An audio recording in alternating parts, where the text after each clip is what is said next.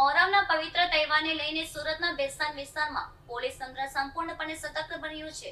તમે તહેવાર ઉજવો, સુરક્ષા અમે સંભાળી લઈશું ના સંદેશ સાથે પોલીસ દ્વારા કરવામાં આવેલી ચુસ્ત સુરક્ષા વ્યવસ્થા કેવી રીતે શાંતિ અને સૌહાર્દ જાળવવામાં મદદરૂપ બની રહી છે. મોહરમના પવિત્ર તહેવારને ધ્યાનમાં રાખીને સુરત શહેરના બેસ્તાન વિસ્તારમાં પોલીસ દ્વારા વ્યાપક સુરક્ષા વ્યવસ્થા ગોઠવવામાં આવી છે.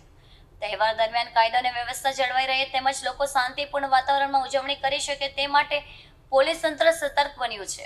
તમે તહેવાર ઉજવો અને સુરક્ષા અમે સંભાળી લેશું ના સૂત્ર સાથે બેસ્તાન પોલીસ મેદાનમાં ઉતરી કામગીરી કરી રહી છે.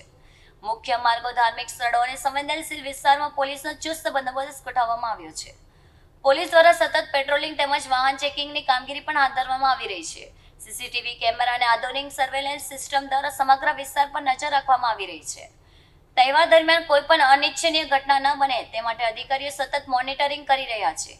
પોલીસ કર્મચારીઓ ઉપરાંત હોમગાર્ડ અને અન્ય સુરક્ષા દળોને પણ ફરજ પર તૈનાત કરવામાં આવ્યા છે. સ્થાનિક લોકો અને સમાજના આગેવાનો સાથે સંકલન સાંધી શાંતિ અને સૌહાર્દ જળવાઈ રહે તે માટે પ્રયાસો કરવામાં આવી રહ્યા છે. પોલીસ દ્વારા લોકોને અફવાઓથી દૂર રહેવા અને કાયદાનું પાલન કરવા અપીલ કરવામાં આવી છે.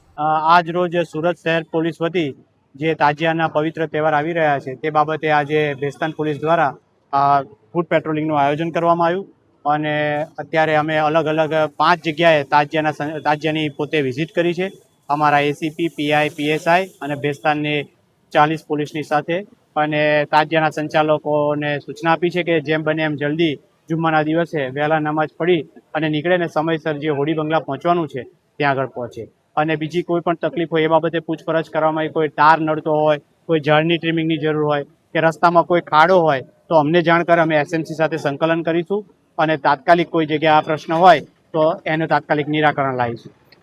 સાહેબ, આ સાથે સાથે જે ગામના આગેવાનો છે તેઓ સાથે કેવું સંકલન બને તમને? અત્યારે તાજિયાના સંચાલક જે ઊન બેસ્તાનના છે રોશનભાઈ, અજરભાઈ, એ પણ અમારી સાથે છે અને એ બધાનો પણ ઘણો સપોર્ટ છે અને એમણે પણ ખાતરી આપી છે કે સાહેબ અમે જુમ્માના દિવસે જેમ બને એમ જલ્દીથી તાજિયા નીકળે એ માટેના પ્રયત્ન કરીશું.